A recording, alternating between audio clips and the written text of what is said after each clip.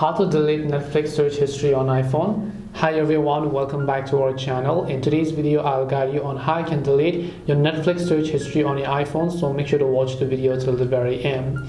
If you'd like to delete your Netflix search history on your iPhone, all you have to do is, instead of opening the Netflix app, you have to open your Safari browser and instead go to netflix.com over here, as you would be able to find it.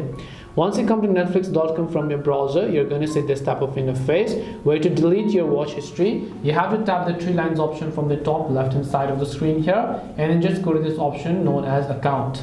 Once you go to this account option, as you can find it, you're going to see this type of interface where you have to scroll and then just select your profile for which you want to delete your viewing history. So let's say this is the profile for which I want to delete it. Over here, what I want to do is right over here, you should be able to find this option known as viewing activity. Make sure to tap the viewing activity button, and as you tap the viewing activity button, over here you can just tap this option called hide all. Tap on yes, hide all my viewing activity, and the watch history is going to get successfully deleted.